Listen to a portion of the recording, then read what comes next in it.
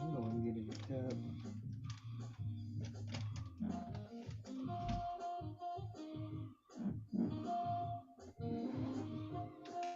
Did she say what that?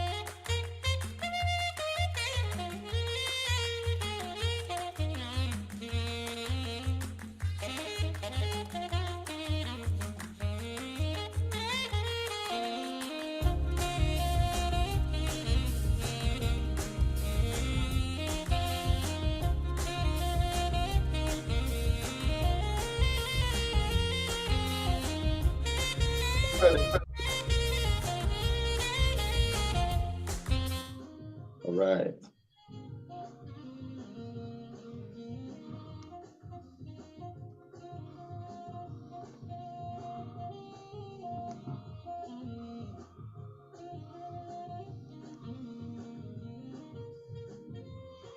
Should we ready to go, Brother Chris? Yes, sir. Feel free. Go right ahead, Dr. Nate. All right, real good. Well, welcome everybody. I just wanted to make sure I had this in my hand. Welcome to the Writer's Wordshop. Tonight I wanted to put a spotlight on and celebrate the life and work of the Reverend Dr. Martin Luther King Jr. Of course, we do that all the time. Hopefully we celebrate his life throughout life and make sure that we are never ever forgetting, what he stood for and why he was assassinated in the first place, because he stood for righteousness and he also stood for justice. And he fought so, courageously for people of, especially African American people of all races, cultures, backgrounds. And, he gave up so much. He gave up literally his life.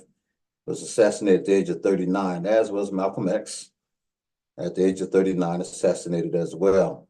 And so, tonight we will reflect on the life of Dr. King. So throughout the program, I hope to share with you all of his principles and steps that he worked so, diligently to make a reality. He was in search of what was called the beloved community.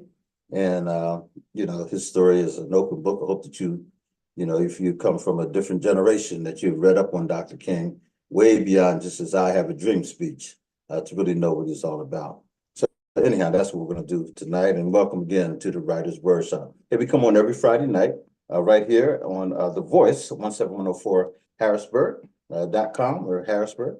And, we try to give a platform for poets and writers to express themselves and, come on and just simply join in as a family or community, of writers who have something to say.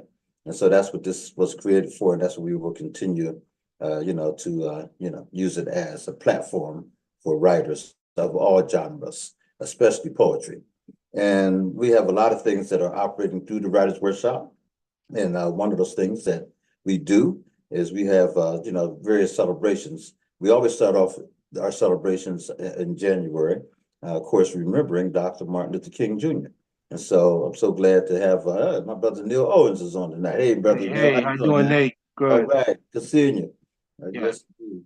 And so, we're going to talk about some of the things we're going to do. Hopefully, Nicole Wilkerson will join us tonight and tell update us on the program that we have coming up on Monday, the 15th, which is officially Dr. King's birthday. And we'll talk about, why you should come out. Oh, okay, there's the flyer. And that flyer, as you can see, we have a program lined up that will start at 9 a.m. and end at 1 p.m. And it will be at the Deluxe Lounge and venue over the Colonial Park Mall. It's a free program, free to the public, and it's all about healthy families and healthy community. A lot of people are doing it's not a day on, a day off, but a day on. So they're going out there volunteering. In fact, we have some 1,500 volunteers throughout the area that will be doing all kinds of work. And we're looking forward. Oh, did you see? Okay, Nicole, says theme hip hop with Nicole. She will be our featured presenter on Monday, and she will be bringing, as you can see, the schedule there. Thank you, Brother Chris. The program schedule. We're going to do a welcome address, extreme hip hop with Nicole. You just saw a picture of her. And then we'll have a breakfast that will be served. And then Harrisburg High Cougar cheerleaders, by the way, will be helping to serve the breakfast. And hopefully they'll do a little something as well. We'll have presentations and also a lot of fun and games. And also poets. We're going to have some poets in the house, writers in the house, and we'll be sharing that. We will also have vendors. So you come out and check out our vendors who will be, gracing the program as well, so that you'll be able to buy some unique items and gifts. And of course, like I said, the food is free, but then we have some other food as well that you can purchase if you like to. Understand we're going to have some soups out there that are unique and all that stuff. So that's all coming up on Monday. And that's just one of many programs that are, operating. In fact, also my wife and I and many other people will be involved in a program. My wife and I are on the board of the World Affairs Council of Harrisburg. And we always do this time of the year a wonderful poetry and storytelling festival through the World Affairs Council, and high school students from around the area. In fact, both Pat and I act as judges. And this year we had about 25 submissions. So out of those 25, we're going to select three, main winners. Of course, we always say everybody's a winner. And that's going to take place on, I think it's Sunday afternoon. Yeah, Sunday afternoon that'll take place. And then we're invited to go down to the NAACP. They're having a wonderful breakfast tomorrow. I mean, not tomorrow, on Monday. On Monday, they're going to have one at the same time we're having ours, and honoring a lot of people. But also there's going to be a big event that's put on by Harrisburg's Penn State campus. And our brother Joe Robinson, amongst other people, will be honored. And Joe Robinson is the head of the Martin Luther King Leadership Development Institute. Let me say good hello to Ro Brady. Ro, how you doing? Good. How are you? Okay. You see Brother Neil Owens there as well? Hey, Neil. How are you? Hey, how you doing, Ro? Good to see you. Good to see you. You too. Yes, indeed. Folks, this is part of the Wordshop family. This is what we do on a Friday night, come together, discuss writing and share our writings and all that. And so this is how we do it. Also, this program is airing on Facebook Live. I'm going to say hello to all the Facebook family out there as well. Those of you come along and follow us every Friday. And so that's what we do. Neil, let me start with you since you were on first. Tell us anything that's popping in your area, anything that's going on, man, that we may want to know about, especially around King's birthday. Do you guys have events planned down that way? Oh, you're muted right now, Neil. Oh, yeah, there's a lot of events going on. Mm-hmm. So I'll be definitely attending a couple of them. Okay. Throughout this weekend. So, yeah. And just for the people who don't know, Neil's located in North Carolina, High Point, North Carolina. High Point, North Carolina. Yeah. Any special speakers coming through or anything like that? Yeah, there's a couple of some of the local people, man, some of the local politicians and some of the local writers, and and then there's always a big tribute to John Coltrane because he was from High Point. Okay. Yeah. Now that I didn't know. All right. That's good stuff. Okay. How about you, Ro? What's going on? Anything special that you know that's popping? I don't know. You and I are in the same city, so probably what you know is what I know. No, you got to know more than me, bro. Now, come on now. You got to know more. Well, It's amazing, though. Go ahead. I was going to say the Market Street Square Presbyterian Church has been doing a lot of different movies. They just did, and I attended this one with Janet Bixler last weekend. Doesn't have really anything to do with MLK weekend, but Black history in general. They're doing a series of movies. They did Bayard Rustin.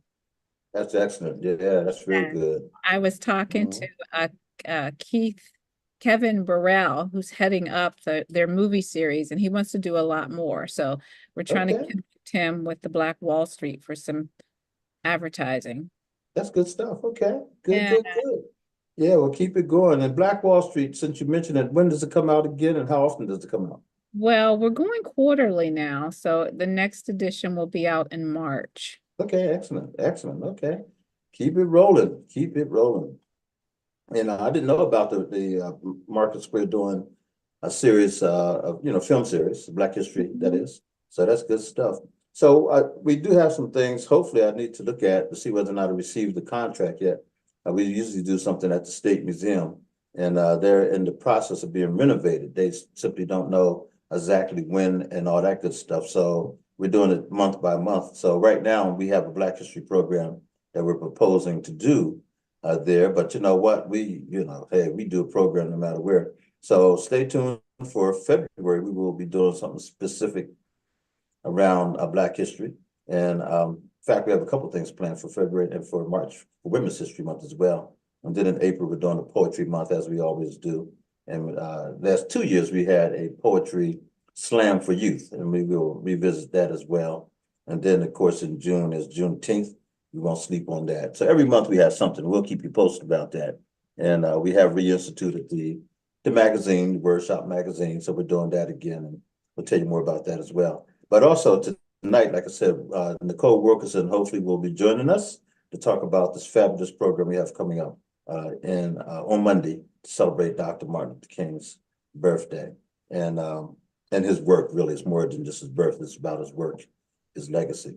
To do that, and I said I will do throughout the night here, I'm just going to do some of his principles and steps.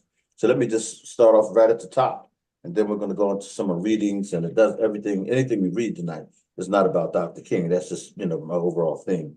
But Dr. King has 6 steps and 6 principles. He first started with his principles, and the first principle was nonviolence is not for the faint of heart. In other words, it's for courageous people. Nonviolence is not for the faint of heart. And I'm reading the piece that I literally just pulled. There's so much out there, just pulled down off the internet. It says, practicing nonviolence takes strength and resolve.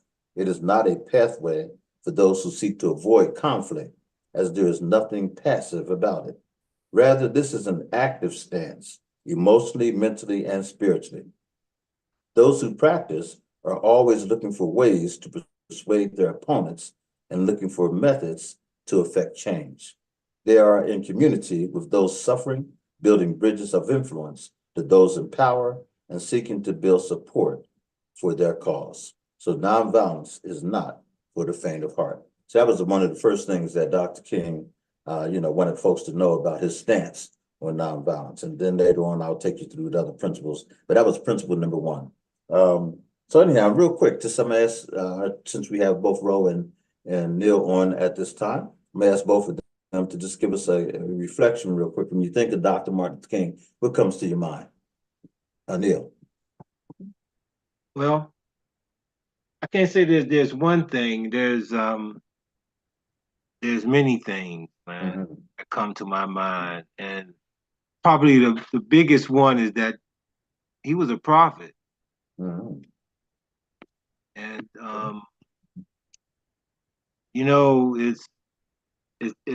it's a shame that people that it's a shame that his name was tarnished, man. And that bothers me a lot. And a lot of our younger people really don't recognize the greatness of this man, how important this man was. These are the young people that I've been encountered with. Yeah. They don't recognize how great this man was, and how much we have to be thankful for his presence, for the things that we have today. Amen. And that bothers me that a lot of our young people, man, are kind of like lost into that kind of understanding, And somehow we need to get that. We need to get that back. Well, it's amazing that all you have to do is have the machine that will put out anything, and people fall for it, isn't it?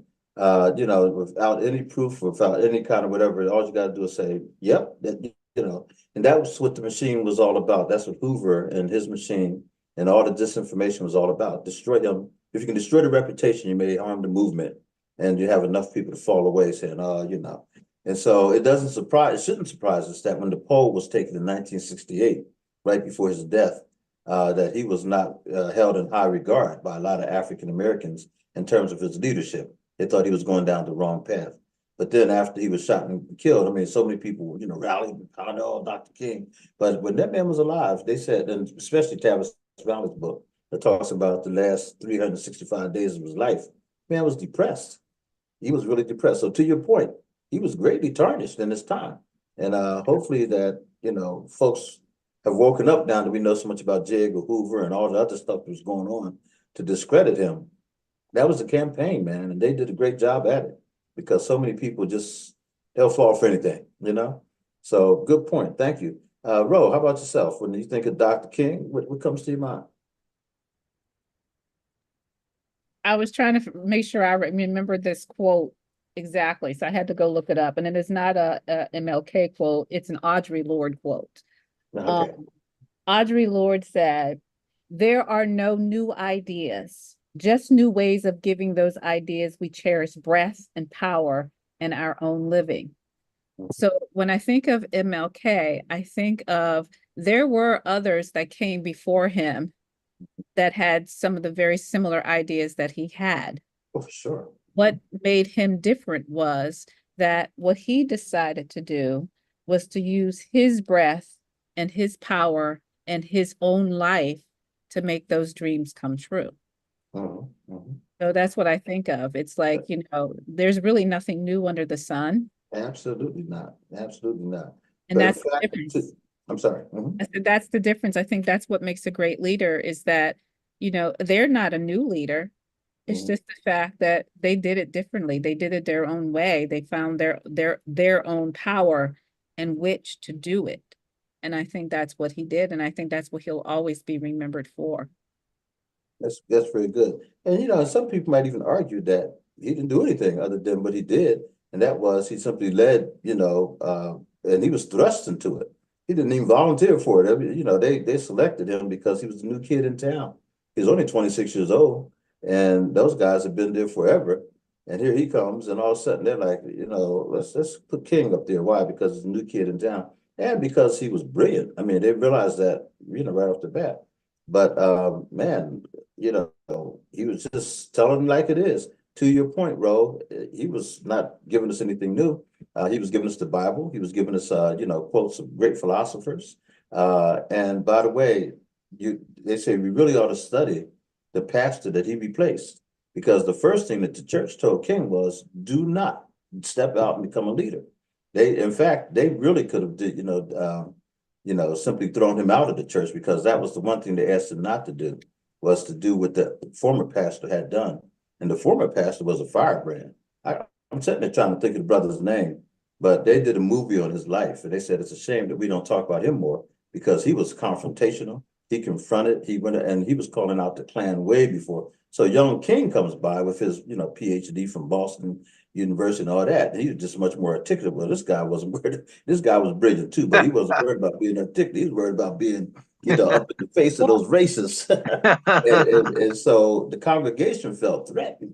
They were like, man, you're gonna make us lose our jobs and this and that and all that stuff. And then along comes King, and guess what? He's thrust right back into the same movement. And then, led a boycott that lasted over a year. They're like, are you crazy? But guess what? They got behind him. And they got behind Rosa Parks, of course, and everybody else that was doing it. So, yeah, seizing the moment, seizing the time. Sometimes there's nothing new under the sun. It's just a matter of being able to step up and say, I'll do it. I'll do it. I'll say it, But it makes me think of another quote by Audre. You cannot use someone else's fire. You can only use your own. And in order to do that, you must first be willing to believe that you have it. I like that. That's very good. You have to believe that you have it. I was interviewed for Monday for MLK for a brother out of Lancaster, Marquise Lumpton, I think his name is. I haven't met him, but we did it by Zoom, and he's with WGAL down in Lancaster. And so he said, well, we're going to do a small segment, whatever. And then we got to rolling. He said, man, I'm going to make you the whole show if you don't mind. So we just did a whole hour. It's going to air on Monday. But, we just started exploring all the stuff about King. And it's amazing how, again, he was thrust into that leadership role. He was prepared for it, of course, because he came from a long line of preachers and because he just had resolve. I mean, he was a guy that said, I'm going to do this. One of the things I remember reading about King was that LBJ really didn't like him at all. LBJ, of course, was the president. And so what he did was he focused on Hosea Williams. Anytime they had a meeting at the White House, LBJ would talk to Hosea Williams because Hosea Williams knew how to smooch and wear the bib overalls and, talk like a Southerner who was, I understand my place at the same time. I'm here to fight for my people. Whereas King came in and said, I'm not shucking, I'm not jiving, and I want to get this thing done, and he was very serious. And so LBJ always wanted him to smile and he's like, no, you're not getting that from me. So I like the fact also that King said very pointedly, he would not do what Trump is doing. He would not call names, people names. He would not demean people and all that kind of stuff. So he always kept everything on the high road. Look at his speeches. And anytime he talked about Bull Connors or anybody, he never talked in terms of, they were racist dogs and all that kind of. He talked about, what they did, but he didn't do it in such a way it just divided people. He was trying to, So one of the things he also said was this, and then I'll let this go and we can go into something else. It says nonviolence seeks to defeat injustice, not people. So one of the things he says is, it is not true that those who commit evil are also, I'm sorry, said it again, it's a question mark. Is it not true that those who commit evil are also victims of its power? King knew that the true battle for justice lies between good and evil, darkness and light. He saw those who would oppress him as also being victims of systematic injustice. Seeing one's enemies in this light helps us to view them sympathetically and focus on the root cause of the problem. So King again echoed the Bible when he said that our struggle is ultimately not against particular people, but systems, the principalities and powers. So he was smart enough to know that when you start fighting against people, then people are going to fight back. So he fought against principalities and powers. And he used exactly what Jesus had done. Jesus talked about those persons who were, evil in their heart, but he also saw them as people who could be changed. And so my grandmother, who could not read or write, who I quote all the time, Roosevelt Robinson, used to always say to me, and I was just a little kid, she said, never hate people, always hate their way. You can hate their ways, but you don't hate them because God made them and God can change them. But when you start hating the people, then you're a hater. You're the one that's carrying the evil in your own heart. And I remember thinking, Grandma, I'm too young to be digesting all this, but thank you very much. And I did digest it. And so did King, obviously. So did King. Okay, so let's talk a little bit about what we do here. And what we do here is we write and we talk about the power of writing and the power of creative juices and all that kind of good stuff. You have today two good writers on with Ro Brady and also Neil Owens, and both of them are both novelists. And in Ro's case, she's also a poet and a playwright, and also someone who's directed plays as well. Brother, Neil is known mostly as a novelist, but he's also a fantastic storyteller. And I think both of you storytellers. And so let's just talk about that process. So let's focus on one of the things I hope that we'll do every time we have an opportunity to be on is to talk about the process of writing, but also share our writings. And also every now and then we will invite different writers to come on, whether it be through Ro or Neil or myself or other people that are associated with us. To that end, I was just asked whether or not February 16th, I think that's the date, would be a good time that bring on a writer, and Terry Martinez is going to come on and join us, and she's going to interview a writer that she's been working with. And I told her, let's make it happen. So we'll find out who that person is and give Terry a corner of the program here so she can interview a writer. And I want to say this to both Ro and to Neil as well. If you have somebody that you would like to interview and talk to them about their writing, and if it's a poet or a novelist or whatever, just let me know and we'll make room over the 2-hour period of time to make that happen, okay? All right, so having said that, let me start with the lady tonight. Ro, give us some nugget that you want to say to any of the aspiring writers out there. I don't care if it's poetry, novels, playwright, whatever. What's on your mind and what can you challenge us with tonight as a technique or something to consider as a writer? That's so funny that you asked that question because I was just talking to a friend of mine.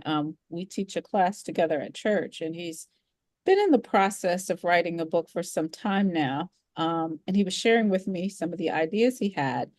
And I asked him, I said, how much market research have you done on that particular genre? And he says, well, I really haven't done much.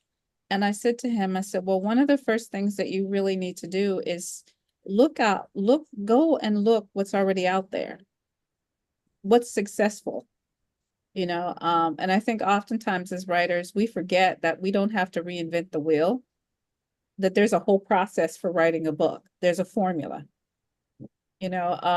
look at what's out there, look at what's successful, go into Amazon or whatever platform you choose to look at, but look at the covers of those writers who are successful.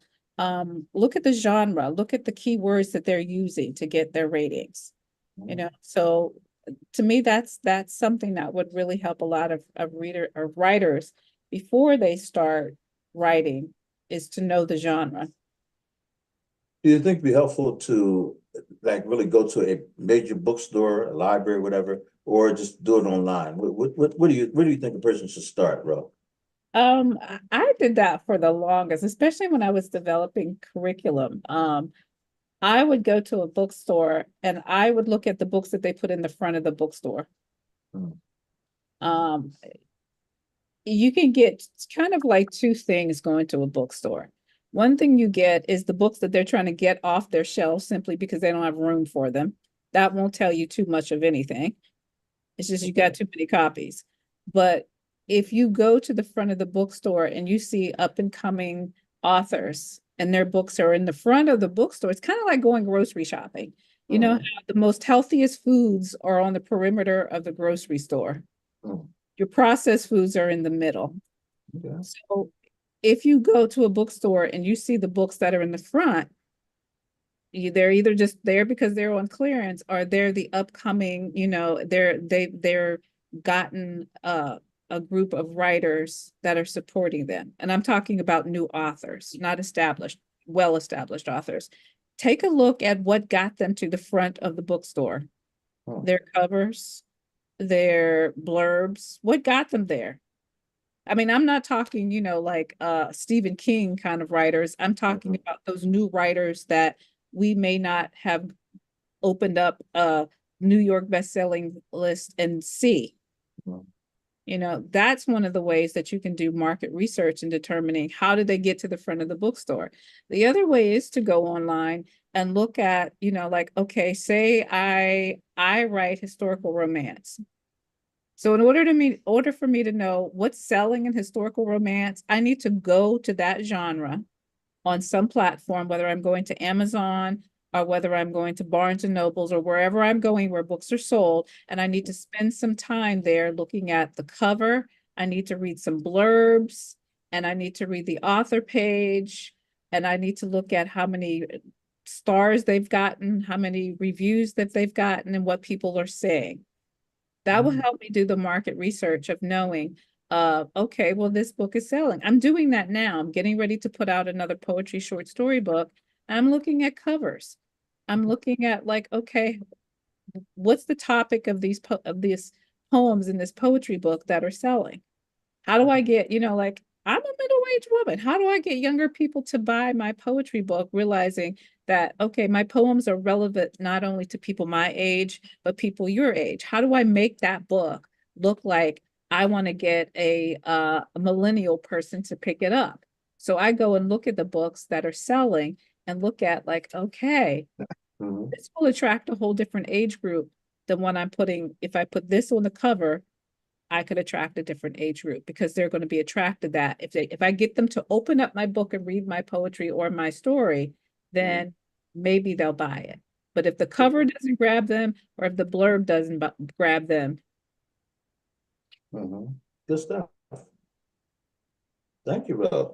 I like it. Okay, we're going to double back to that. Let me go over to Neil. Neil, I'm going to ask you the same question. And it could be any, direction you want to take us in. Just some nuggets or techniques or thoughts that you have for writers out there that they may want to consider. Well, what Rose shared was very, very important, very, very knowledgeable, and hopefully that they take those kind of steps, because that's critical pieces there. Mhm. or starting.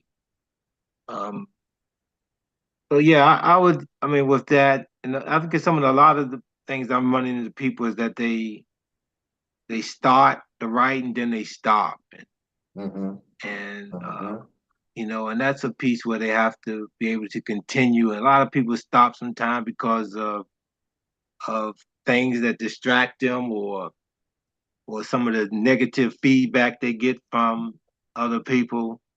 And the thing is that if you start it, make it happen. Some people know they got it, they want to do it, but then they never do it.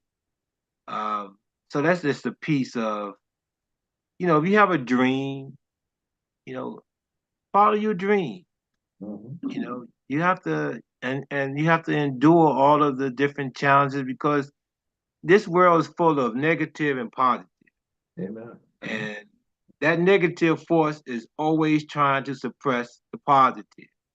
So it's going to do it as much as possible because it doesn't want you to succeed, doesn't want you to fulfill your dream, doesn't want you to believe in what you believe in, doesn't want you to do what you really want to do in your heart.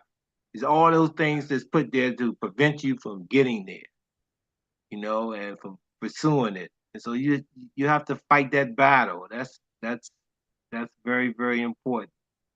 You have to fight that battle. So it really starts from the inside, and I think that's the motivation, the belief, endurance, that perseverance, all those type of things are very, very essential to get started. And as you get started, then exactly fall into what Rel was telling you about as far as the marketing, going there and checking out what's out there, what's selling, and what this is and what that is, and read this and because that is critical. They say you can't judge a book by its cover, but a lot of people judge a book by its cover. Amen. They Mhm. do. Mhm. That cover means a lot. So I mean, that's just the way it is. Then you have some who say, "Well, that's a pretty funky cover. I don't think that's a really good cover," but you never Can't know. please everybody, right? Yeah, Yeah. but Yeah. yeah, Can't please definitely. Shit, what Ro was talking about was very, very deep and very, very good. So I Yeah. Well, both of definitely those are very good. So you got to do your market research. You got to know what's out there. You got to know what's selling, and then also you have to finish. I like that too, man. You have to start and then finish. And it's not a sprint, by the way. I heard Rose say that her and a friend there at church are working on something, been working on it for a while. Sometimes it just takes time. The key is not to give up. right. And in the midst of doing your work, I mean, you might want to do some market research in the midst of it, as well. You might start off doing some research and then, you may go back and, do some more research. Who knows? I remember, who was his name? Omar Tyree said that, he wrote a book and maybe a couple books, in fact, and he couldn't really get a real traction with a publisher. He had big ambition and goals and everything, and it just wasn't happening. So I think he almost stopped, but his mother or someone told him, no, no, keep on going. So he literally just put his books in the car, in the trunk of his car, and started driving around to the black bookstores. And one day, one of the publishers doing their market research, literally started going to some of the black bookstores and asked, what's selling, who's hot? And his name kept coming up. And so this person reached out to him after he had reached out to them and they had no interest, but all of a sudden now they had interest because it's like, oh, this guy's selling. His books were doing quite well, even though he was doing all of the work himself, taking to the bookstores, following up all that kind of stuff. And so finishing the story was extremely important, knowing that he had an audience because he was doing, I think that at that point they were calling it urban fiction or something like that. And so when I read his first book, I mean, it was just, to me, it was sort of like raw, and I thought, oh, okay.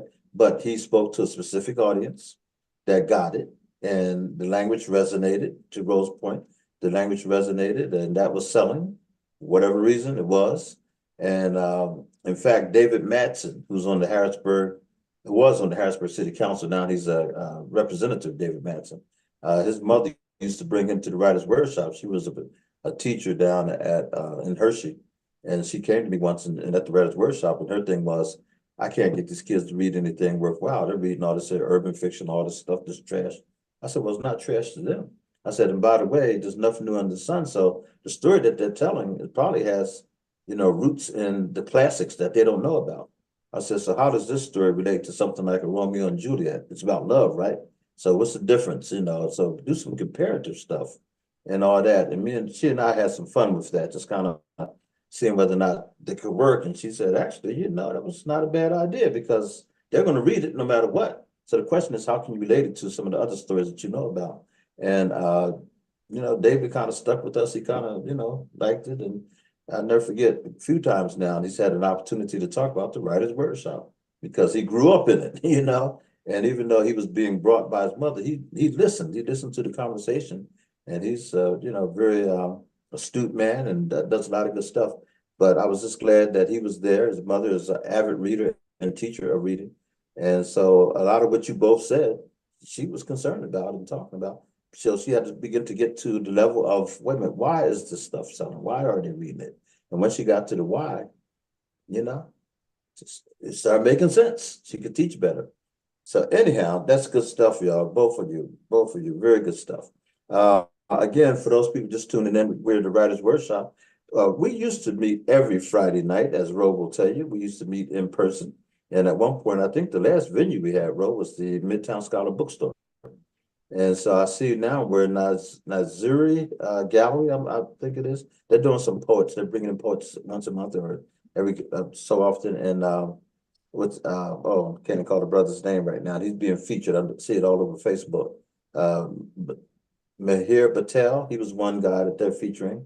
I think he's going to be this coming Saturday. And then the other one is Bernard Ballard is coming up as well. So they're featuring individual artists from 8 to 10 on I think on a Saturday night, same kind of thing. So, I've been asked many times whether or not we're going to ever get back into doing some things, in person. I said, yeah, we'll make it happen.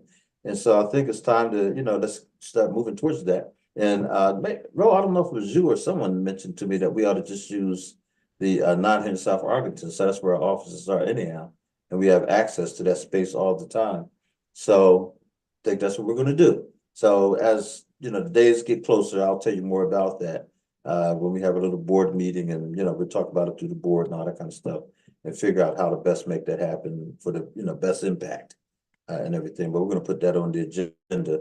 Let's start having some more in-person readings and also workshops. I love to see us have another writers' workshop where we actually just talk about and get people fired up about writing that novel, getting that book edited, or whatever we're going to do. Let's make it happen. And Neil, you won't be excluded, brother, because this technology can follow us wherever we go. We just got to set it up.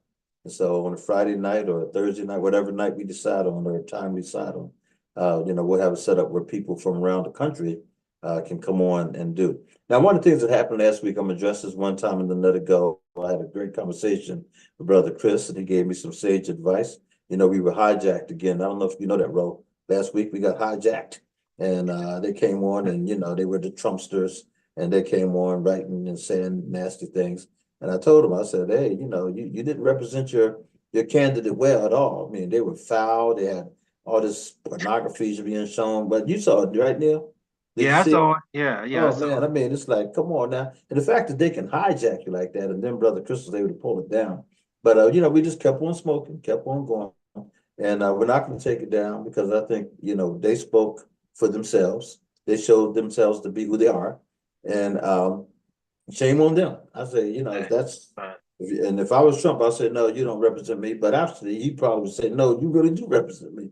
But anyhow, we'll let that go. So one of the things we're making sure we do from now on is this is we have a solid group of people who come on.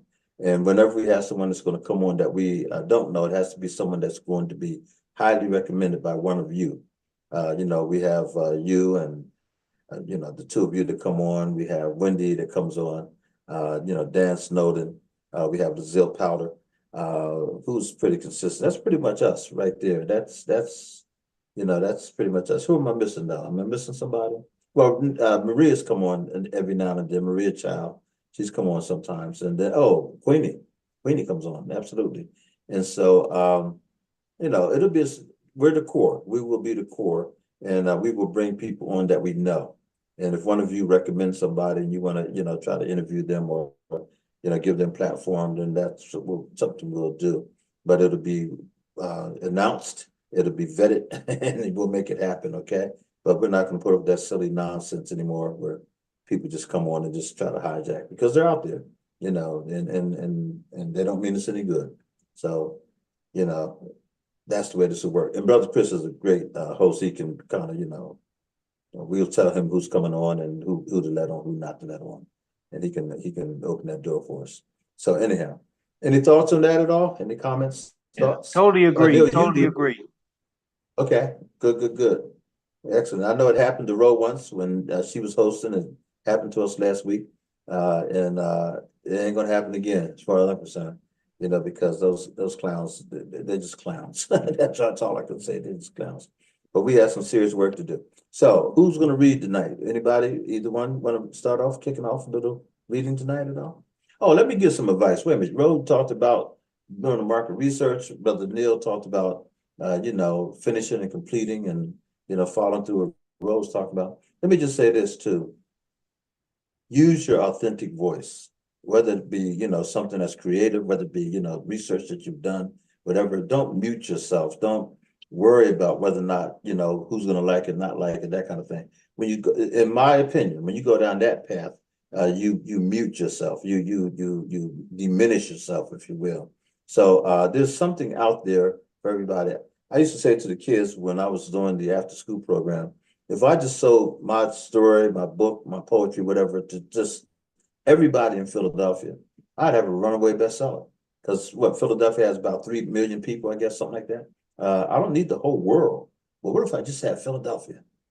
Man, who here sold 3 million books? I mean, come on now. So, you know, everybody's not going to like your work. Everybody doesn't have to buy your work, but you can find your niche, your marketplace. And I always use the Tiny Tim effect.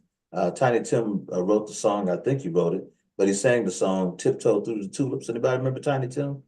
One of the worst records of all time. One of the worst voices of all time. But guess what? He sold millions of those things. It became like a little cult classic, if you will.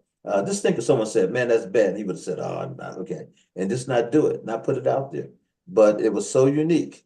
So don't think that what you have to say doesn't have resonance for somebody. And if you really have put your heart and soul into it, and if you really believe in the product that you're giving, you know, and the creativity that's flowing through you, if you were inspired to write it for some reason, more than likely to someone it's going to resonate with somebody. If it's an emotion, if it's a vision, if it's something that came out of you. I mean, someone created Star Wars. Can you imagine? It's like, huh? What? You know, and Star Wars became what? Just a phenomenon within us. Someone created Batman, Superman, all that stuff. They used their imagination. But also someone wrote a documentary. Someone, you know, chronicled history. It doesn't matter. Whatever your venue is, just make sure that you put your heart, your soul, your spirit into it and make it happen. So as a writer, they always said, the guy I used to follow all the time, I would always say, a writer's right. He said, let me just start right there first. If you're not writing, you're not a writer. So writer's right, okay? He said, and that doesn't mean, you know, that, oh, I don't write all the time, this and that. When you write, you write. But his thing was, but write authentically, you know, really put your heart and soul into it and don't mute yourself down. If you do, then it's not you. So that's my little tidbit for it. You know, just be authentic in your stuff. Okay, anyhow, having said that, who wants to read first tonight? Anybody? Oh, before we do that, I'd ask Brother Chris, what time is it too? Because I get to rolling and Brother Chris always does it. I mean, it's 10 minutes to 8 already. Time flies. I'm like, wow. Brother Chris, can you show the first video for the night? I appreciate you.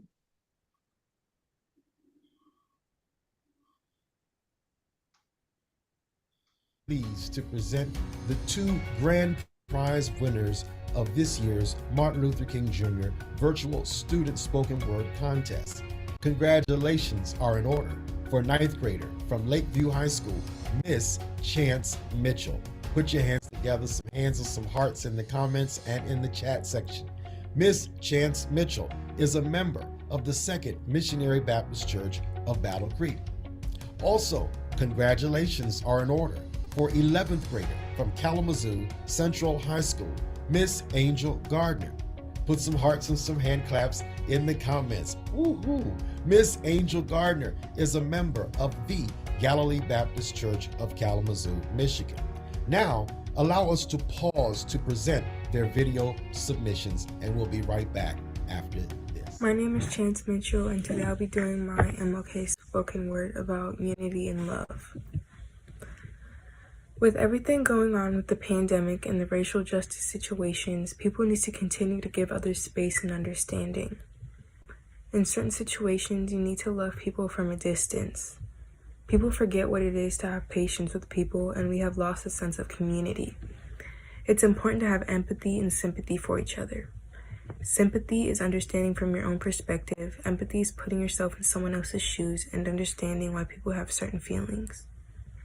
COVID has taken away many opportunities for people to be together and be able to embrace themselves and their true emotions. It has caused people to be independent and not talk to others. Ephesians 4:29, let no corrupting talk come out of our mouths, but only such as good for building up, as fits the occasion, that it may give grace to those who hear. There have been so many racial problems that have happened in just the last 2 years, with George Floyd, Dante Wright, Andre Hill, and many more. These are just a few of the young black men that were murdered for no reason at all besides racism.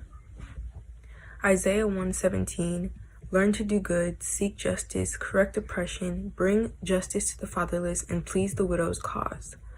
A way that we can express more love and unity is not seeing each other for our skin color, but for what we truly have on the inside. Even though we have to stay away and give each other space because of the pandemic, we still need to be there for each other when we go through hard situations. We need to remember that everything happens for a reason and God is on our side always. 1 Corinthians 1:10, I appeal to you, brothers and sisters, in the name of our Lord Jesus Christ, that all of you agree with one another in what you say, and that there will be no divisions among you, but that you be perfectly united in mind and thought. God wants us to be peaceful with each other, enjoy each other's company, and be understanding with each other. In our present age, we expect everyone to be sad because of what's going on around us, but I believe God wants us to use this time for ourselves and truly find who we are on the inside and not just the person that we betray in front of others.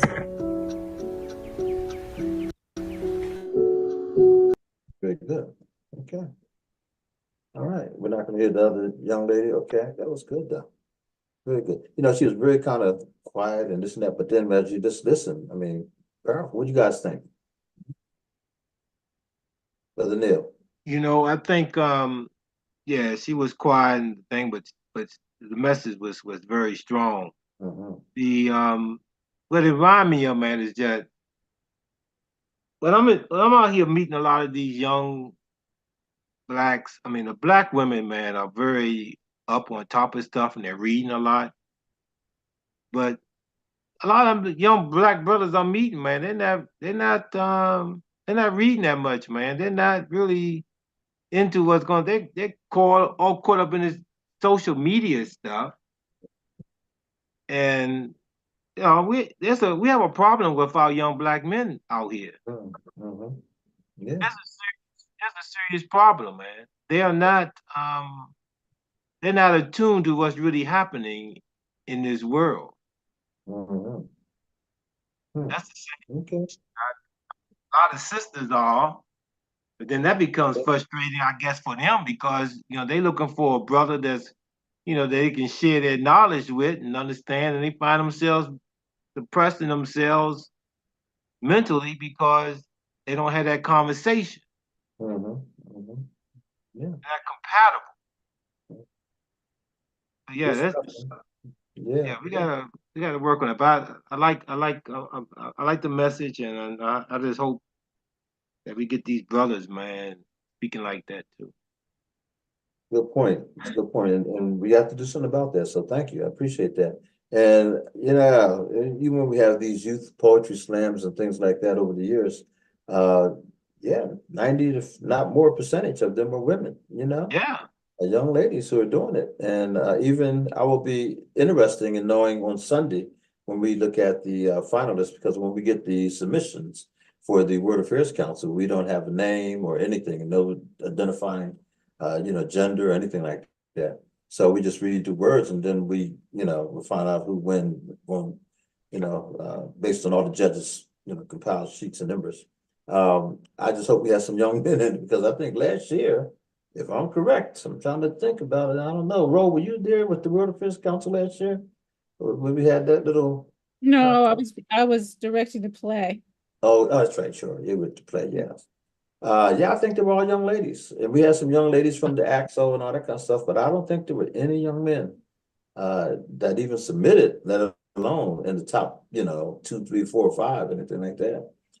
So good point, Neil. Absolutely. We have to, Ro, I'm sorry. How about your reflection on the young lady's presentation? Well, I think anytime a young person puts in enough effort to do a presentation, and especially when they go so beyond, their ability, their lifetime, she wasn't born, obviously wasn't born in that era, but to be able to put the research in the time, Yeah. and to think about it, I think that she should be commended for that. Yeah, absolutely. Absolutely. I used to watch, and I really miss Jesse Jackson had a program on the Impact Station that came on every Sunday morning. And of course, Brother Jackson now is way up in age, and also his health is, not as good. And so anyhow, he would have the oratorical contests, young people on, and they were just dynamic. I mean, they really were, from the littlest one who may have been third or fourth grade to, a senior. They learned how to express it, and you could tell they were well rehearsed and the whole bit.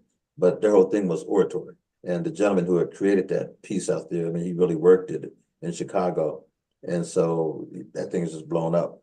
So when I hear the young person like her, for example, she just kind of, read it or said it, but it was powerful what she was saying. And I think with just a little bit of coaching, she could really knock that out the park, Yeah, so anyhow, good stuff, good stuff. And I agree with you. Anytime we get young people that are willing to do that kind of research and that kind of work, yeah, we got to encourage them, quick goal number 3, in terms of principle number 3 for Dr. Martin Luther King. The goal of nonviolence is reconciliation. A wise man knows that you do not change a person by mocking or humiliating them. On this topic, King wrote, nonviolence does not seek to defeat or humiliate the opponent, but to win friendship and understanding. The nonviolent resistor must often express his protests through non-cooperation or boycotts, but he realizes that these are not ends themselves. They are merely means to awaken a sense of moral shame in the opponent. The aftermath of nonviolence is the creation of the beloved community, while the aftermath of violence is tragic and bitterness. And so that's principle number 3. The goal of nonviolence is reconciliation. Principle number 2 was nonviolence seeks to defeat injustice, not people. And number 1 was nonviolence is not for the faint of heart. And so we'll get to the other, 3 in just a little bit here. So anyhow, anybody want to share anything tonight? If you have anything that you want to share in terms of reading, if not, it's okay too. We can do other things, but Yeah, I'll read. Go ahead. Okay, good. I'll go after Ro. You Okay. sure? Yeah.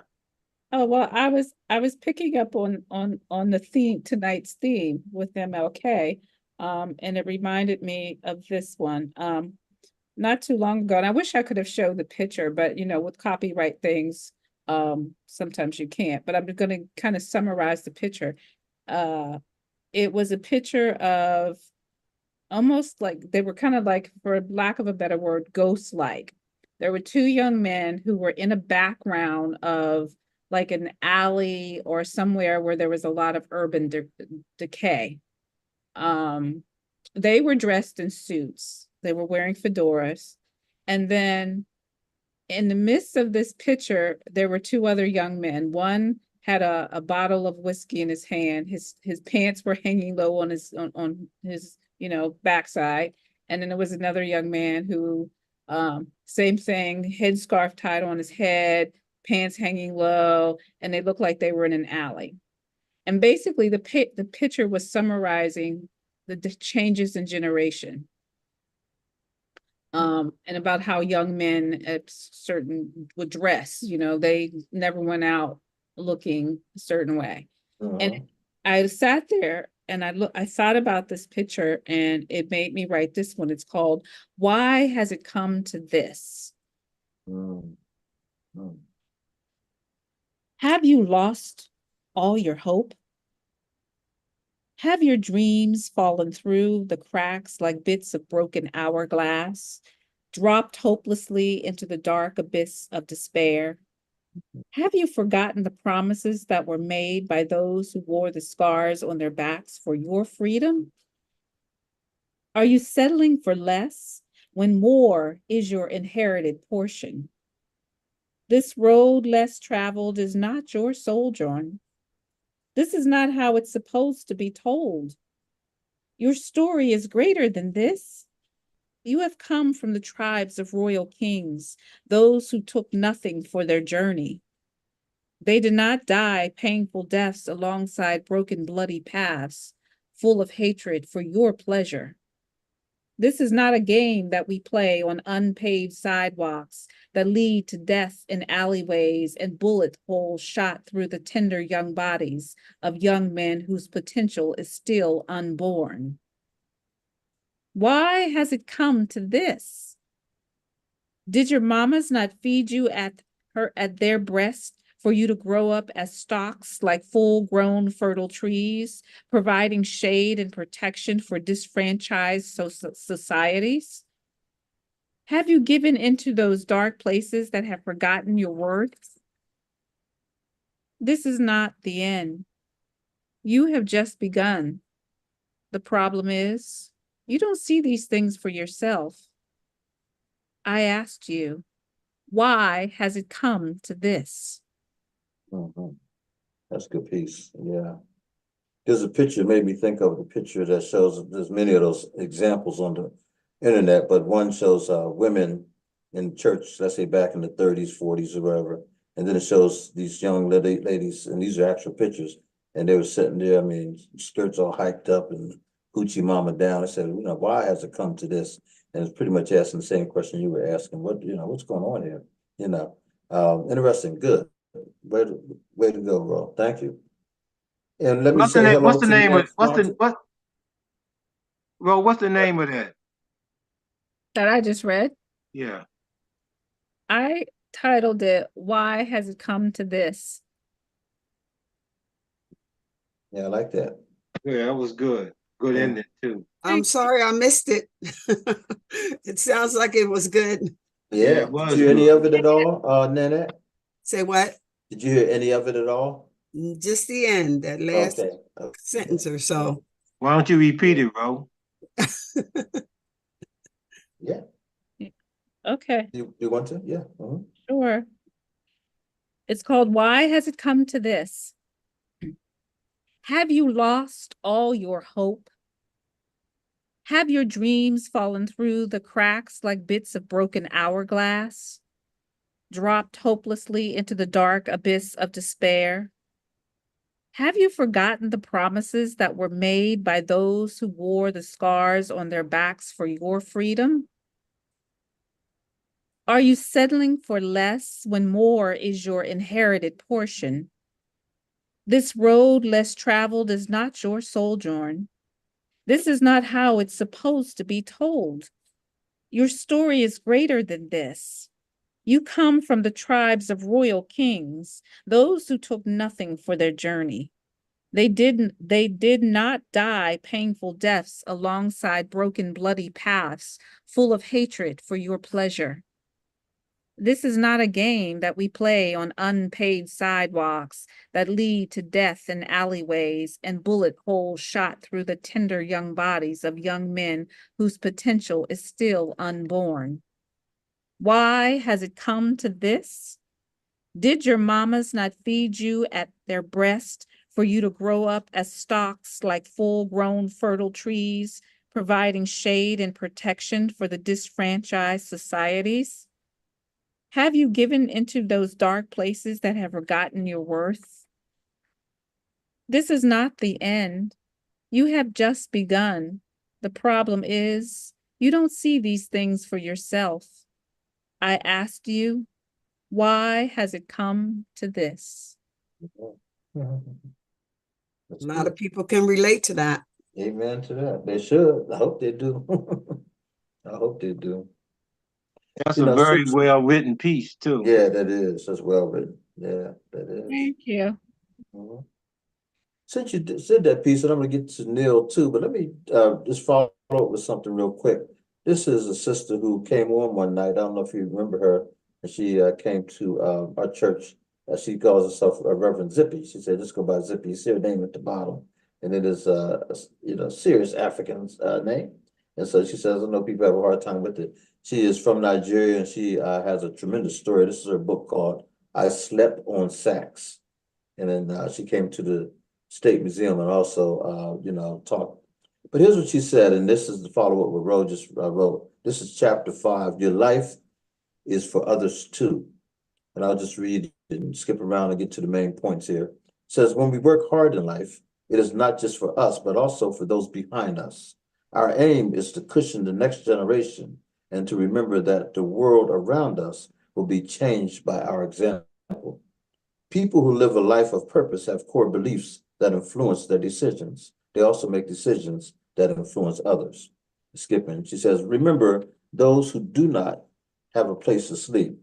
Think yourself as a candle in the darkness to light for others to see the blessings God has for them. Point A, do not neglect to do good and to share what you have, for such sacrifices are pleasing to God. Hebrews 13:6. Look not only for your own interests, but also the interests of others. Give and it will be given to you. Good measure, pressed down, shaken together, running over, will be put into your lap. For with the measure you will use it, for the measure you will use it will be measured back to you. For with the measure you use it will be measured back to you. Luke 6:38. 2. But if anyone has the world's goods and sees his brother in need, yet closes his heart against him, how does God's love abide in him? 1 John 3:17. Bear one another's burdens and so fulfill the law of God. Galatians 6:2. Life is about others. We ought to go an extra mile for other people. Jesus did not only go for an extra mile for us, but he took full measure for us, all regardless of tribe, nationality, or language. Greater love has no one than this, to lay down one's life for others. John 15:13. And walk in the way of love, just as Christ loved us and gave himself up for us as a fragrant offering and sacrifice to God. Ephesians 5:2. And then Gandhi said, the way to find yourself is to lose yourself in the service of others. Part of the problem is that a lot of us have lived what we call very selfish lives. We don't think about other people. We just think about ourselves. And to Rose's question, why has it come to this? Why are we like that? There was a time when our community really was, concerned about, and we, many parts of our community still are. But boy, there's a lot that tells us now to be selfish, to show yourself to be this or that. And a lot of that can be contributed right back to, Facebook and things such as that, where you have, I shouldn't just say Facebook, but the media things. What do you call it? The social media stuff that everybody's out there trying to be, whatever. And that's something we got to consider as we're out there doing our daily work, whether or not it's about us or it's about, God and the service to others that God is requiring of us. So good question, Ro. Why has it come to this? So Yeah, a lot of people don't know their purpose. yeah, They don't not know even their about purpose. purpose. And that saying, life. no man is an Allen. Mm-hmm. No, we're not. No man is an Allen. We're here to be here for each other and to serve one another and look after one another and love one another. But it's far from that because it's a spiritual fight out there. Yes, it is. Yes, it is. And a lot of people don't hear that message. In fact, they don't even know that message. They didn't grow up with that. We grew up with that. We're of age where we've heard that over and over. A lot of them are saying, wait a minute now, I've heard a different tune. Say that again? Because that's not what I know. Yeah. And they go off and all this other hip hop stuff and this and that and shake your money maker and hey, be seen and who was the Bobby Brown said is my prerogative, I made Every man for himself. There you go. I made this money, you didn't, blah, blah, blah. And a lot of kids grew up with that. We tend to forget. Every generation had their stuff. They didn't know the Temptations and all that. In fact, the rappers, are dominating, the music scene these days. And so we grew up with Temptations and Love and love loss and all this other kind of stuff. That's not what they're hearing. You know, so they're looking at us like, what? You know. Neil, you were going to read something too, my brother, give you this platform. All right. Yeah, I'll read a scene from piece I'm working, the novel I'm working on now called The Rise and Fall of the Fourth Reich. And this scene is just to give you a quick piece of what this scene is. The coup there's a coup in the country, in America, and the president is he's a Nazi, and he has put together a militia, and they're hunting the Jews to remove them from the country. And he's convinced the people to support him because he's told the people that the Jews are trying to remove Christianity from the country, trying to make Zionist states. So he's doing all this stuff. So these people, he create these militia, and the militia again are just like regular citizens. It's like you had back in the Western days, you had the sheriff who said, "I'm gonna get a posse." So these militia people are basically regular citizens who support the president, a lot of rednecks, and they're also people he released from prison who are white supremacists, and he released them to join the militia.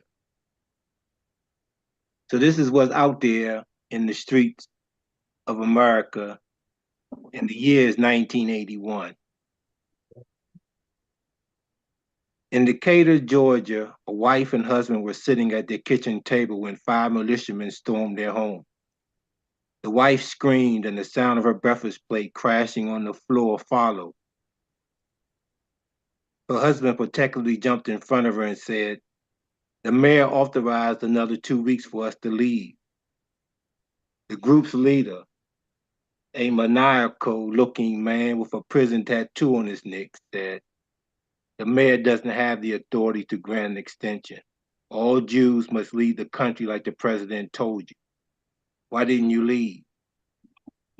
"We don't have the money." "BS. All Jews have money." "We don't. They're not rich. Do we look like we're rich?" "Why didn't you go into hiding like the other vermin?" "We don't have a place to hide. We can only pray." "You see what praying has done for you? Nothing. God has turned his back on you because you killed our Lord." He spat in the husband's face. "Filthy ass Jews." One of the militiamen entered the kitchen and said, "Look who I found." The leader turned, and a pellish girl with a reddish pigtail hairstyle and a school uniform entered his eyes. She yanked her arm free from the militiaman's light grip and ran into her mother's arms. With the eyes of a child molester, the leader stared. The mother gritted her teeth. "Don't you touch her." The father beggingly said, "She's only 11. The leader seemingly wasn't listening. His eyes stayed locked on the girl. "What is your name?" She didn't answer, and her mother tightened her embrace. He smiled innocently and said, "Tell me your name. I won't hurt you. Please, can I know your name?" "Vivian," he hesitantly said. "What a beautiful name for a beautiful girl. Would you like to play with me?" As he stepped closer, the mother placed herself in between. "Take me. Please don't touch my daughter." The father cried, "Please don't touch her. We will do anything." His eyes swung to the father. "Anything?" He paused in thought, shifted his eyes back to the daughter, and extended his arm. "Give me your hand." The mother pushed the arm away and struck him, and he struck her with the barrel of his gun and grabbed the girl as she screamed. The father violently reached towards the leader, but one of the militiamen hit him in the back of his head with the rifle. The child was screaming in horror as the leader dragged her up the stairs. The mother and father could only listen to the screams until their voice went silent. Their heads lowered as they sobbed, seemingly believing their daughter was dead. When the leader returned to the kitchen, the mother cried, "You bastard, you're going to burn in hell." The father whimpered, "Did you kill our daughter?" The leader held a wry smile and said, "No, but I'm going to keep her." He shot them both and left the house with the child bound. That's it.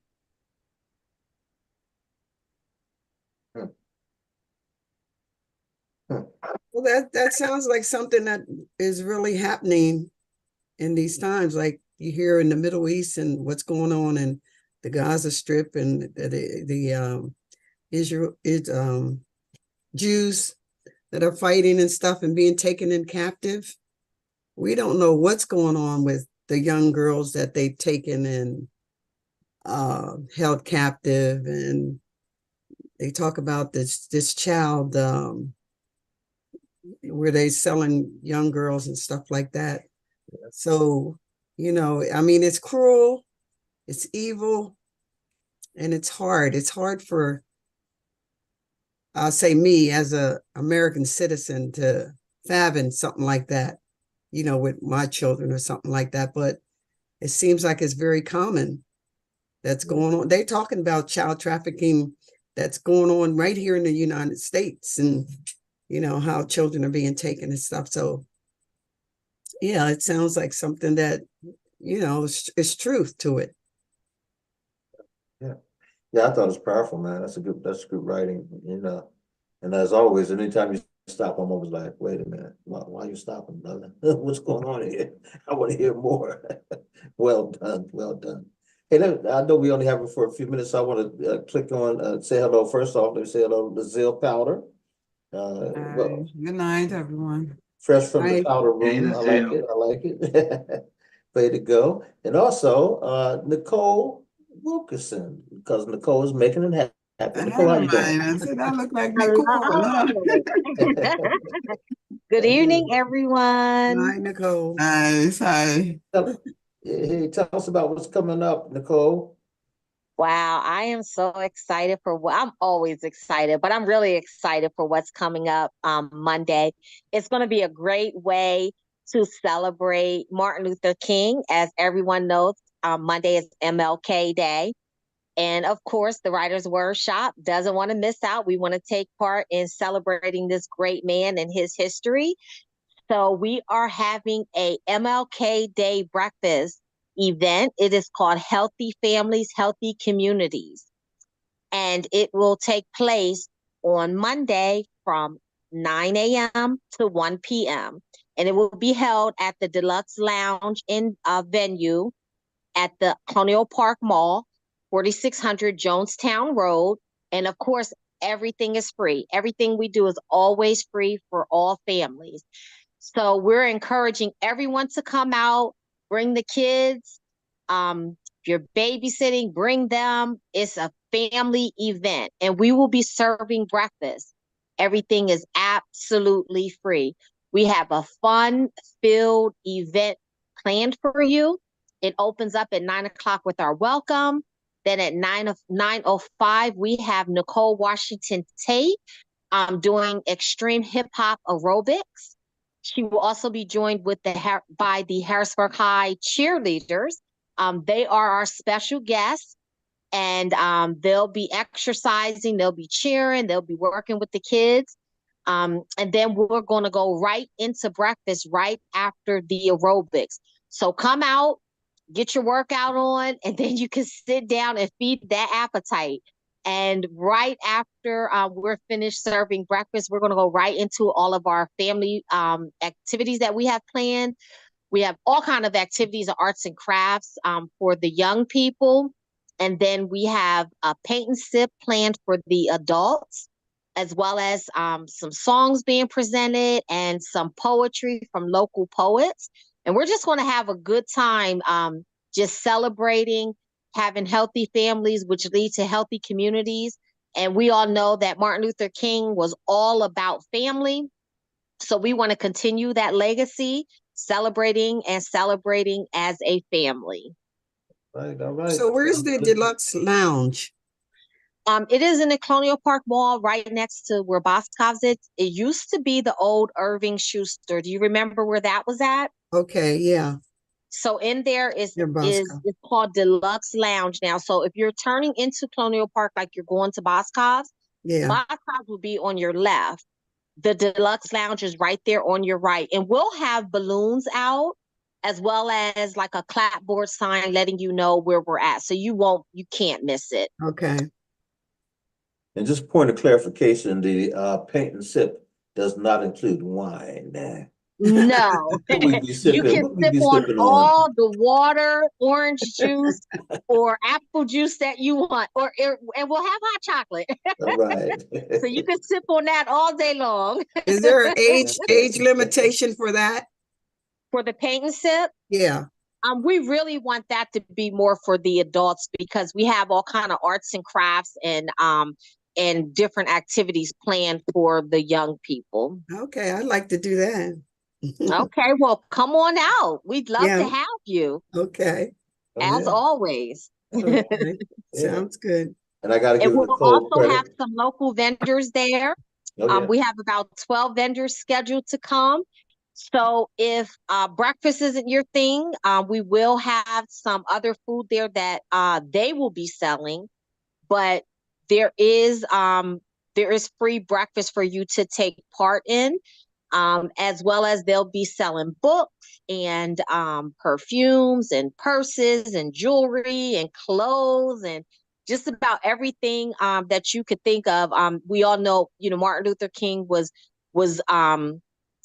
one of his things that he pushed was, being able to stand on your own, being able to finance your business. And so we want to continue his legacy and make sure that we're pushing that throughout our community and supporting the small businesses in our community so they can stay afloat.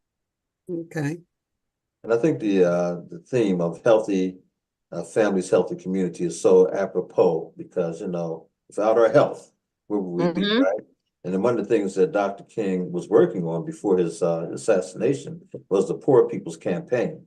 And one of the things wrapped around that whole notion of being poor was poor health care, just so much of that, poor nutrition. And we had a coalition here in Harrisburg led by Reverend Dr. Jed Perky Scott. At one time, we had a CDC, and we went to Chicago. We also went to New Jersey, other places, and we discovered just how a lot of this stuff works in terms of how poor communities remain poor.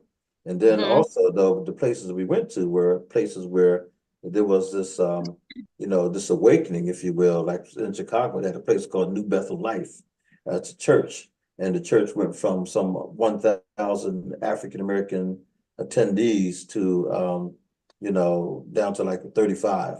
In fact, it was all white congregation at one time, and then it became African American. Then it, the area around it became so depressed, and people stopped coming to it. So they were going to close the church down, massive church, big church, and they brought in this white female who was, slated to close it down. And then she looked around and decided to go to a city council meeting once, and she listened. And then she came back and said to the 35 people that were there, she said, "Let me ask you a question. Do we own this building?" She said, "Yeah, the building's paid for."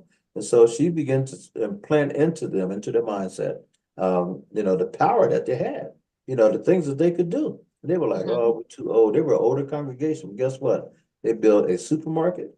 They built apartments. They built all this stuff that we got a chance to see. I mean, so many things out there. The same thing happened in New Jersey, right up around the church that Whitney Houston grew up in.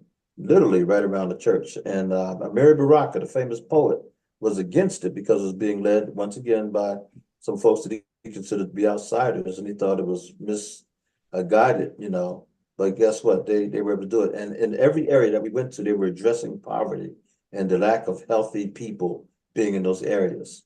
And the difference that having a fully stocked, A1 grocery store, like we had to come back here to Harrisburg and found out that we did not have one in Uptown Harrisburg. We had Save-A-Lot, a couple of things. They did not have an A1 grocery store. And when we confronted those folks as to why it didn't happen, some of them just closed up. That's an untold story. We got to talk about that sometime. But anyhow, it's a big deal.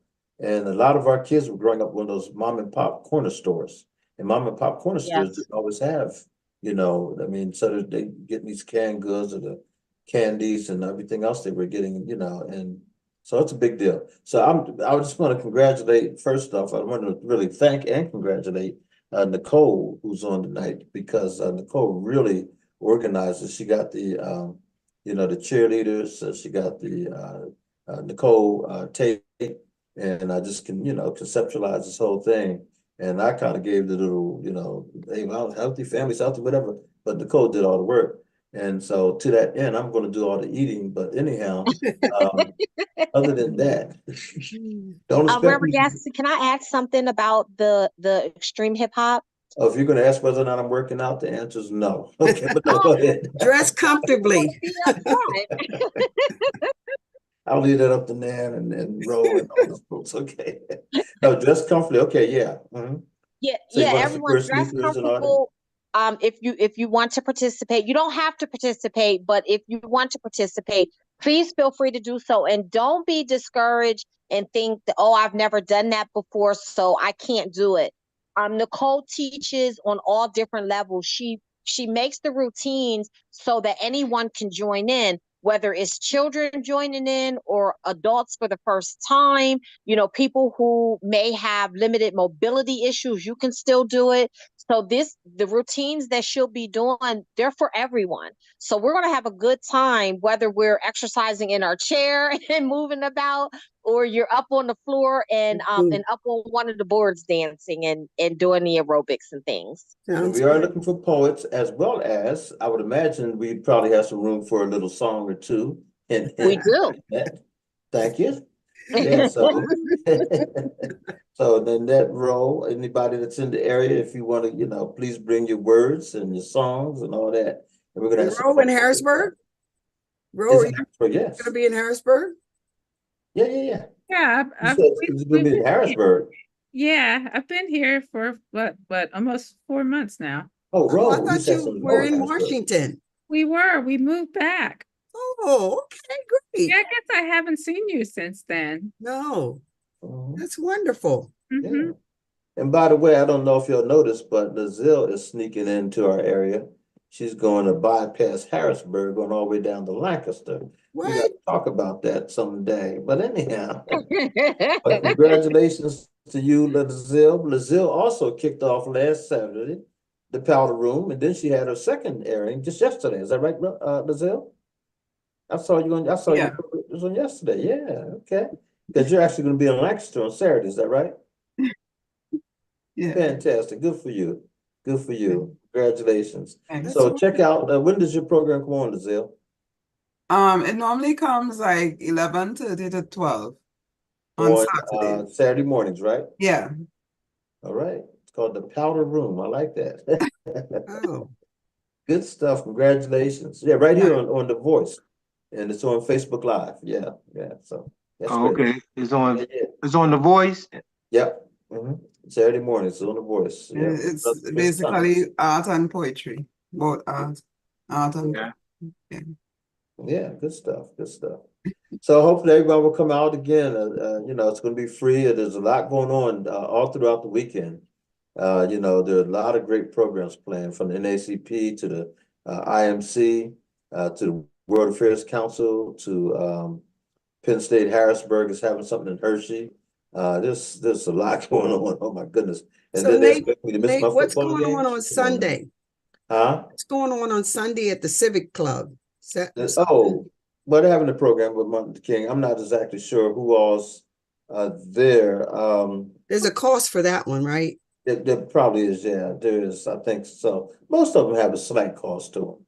Yeah, like even the NACP, I'm sure they have a cost to their breakfast.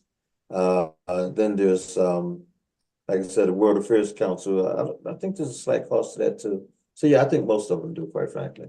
I know the one on Monday night is $100 a person, but the Honorable Brother Joe Robinson and some other folks down at Hershey, so that's gonna be nice. But yeah. But yours is from 6 to 8 at Civic Club, and you said it might be a slight cost. Is that just vendors? Is that open to the public or what? Talking about Joyce Davis's one? Yeah. Oh yeah, I don't know. I don't know. Down the one. Oh no, you're talking about the poetry, and yeah. This is like, let me find out for you real quick about that. That's the poetry event. That's the poetry. Yeah, that's you and James. I'm sorry, say it again. I think James, what's her name? James. Maria James. Yeah. Maria James I Child. thought Yeah. I saw her on the flyer. Yeah, she is, in fact. Okay. Yeah, I was thinking when you said Civic Club, I was thinking that it was going to be that threw me because it is at the Civic Club. Yeah, but I keep thinking it's going to be over at Strawberry Square. It's at the Civic Club. That's what I was trying to think. What's happening at the Civic Club? That's what's happening at the Civic Club, the poetry and storytelling with the World Affairs Council. Yeah. Good. But let me find out what the cost is. I think it's probably $10, $15, if anything, yeah. But it's always a nice program, and they always have good food too, by the way. So I see Dan's coming on. Oh, Dan Snowden? Okay. Yeah. I never seen Good Dan. evening. I hear Dan. Never seen him. No. Well, Yeah. if Dan, how no you one doing? has any other questions about the event, I have to head out. But I Okay. hope to see It's a everyone busy on woman. Monday. Yes, indeed. By the way, yes. So we do want to invite everybody to come out, and you have a chance to go to other events as well. And ours ends at 1, I believe, right? And I Yes. think Christian Churches United has something that same day, and I think starts around 3. So there's a lot going on, so whatever you do. But thanks again, Nicole, for all you do, and did a great job setting this one up. Thank you. All right, we'll see you now. Good evening, everyone. All right, good Hey, evening. On Monday, hopefully. I'm All gonna ask righty. the transition. Ask Brother Christopher show us another video. I'd asked him to show some things around the theme of Dr. Martin Luther King, and so hopefully you can. There you go, bringing something up for us now. Oh, this was the other young lady. Okay, saw one already. Unity. 5 letters that mean so much. It's a word that was meant to unite us, but oftentimes we let subtle differences divide us. Is that the word we were brought up in, or is it just the foolishness we get caught up in? At a point in our lives, we have to agree to disagree if we ever want to feel that unity that God intended between you and me. You and I were meant to put our differences aside, to uplift one another in a time when tearing down is easier to raise our pride. If we want to bring love to our communities during this time of disunity, we have to do the change the world wants to see. Let's try spreading love instead of spreading hate. Maybe then some of this violence could disintegrate. Do not contend with man for no reason, for he has done you no harm. With all the news of African Americans getting killed, there is now a hurt in me. By the way, that verse was Proverbs 3:30. It's a grievance because we're losing brothers like dominoes they're dropping. The pain in their mother's eyes is heart stopping. We must learn to live together as brothers or perish together as fools. MLK said that so we can understand that without the help and guidance of each other, we won't make it any further. How good and how pleasant it is for brethren to dwell together in unity. Right there, that's Psalms 133. But now we have to come together if you want you and I to stand out in unity. Oh, that's good. Yeah, that was very good. Yeah, absolutely. Way to go. Unity. Yeah, those are the two young ladies that won the Martin Luther King contest. Kiss showed us the first part, and then that was the second young lady. Good, really good. Yeah, okay. Good stuff. Well, let's get back to the readings and everything today. I know we have the Zill on, also Dan on, and they usually don't disappoint in terms of, giving us something for the night. Dan, are you there? Yeah, I'm here. Okay, you're going to read Can you something hear me? for us tonight? Yes, I will. Okay, good. We're going to start with the Zill, and then, we'll go back around and everything, and then we'll come to you, Dan. And how about you, Nanette? Okay. Yeah, I have a little something here. Oh, wonderful. Okay. Well, we'll do Lizelle, Nanette, and then Dan. And just do it in order which you came on. And so, Lizelle, I'm going to ask you to read first. Okay. All right, so just got my stuff. All right, this and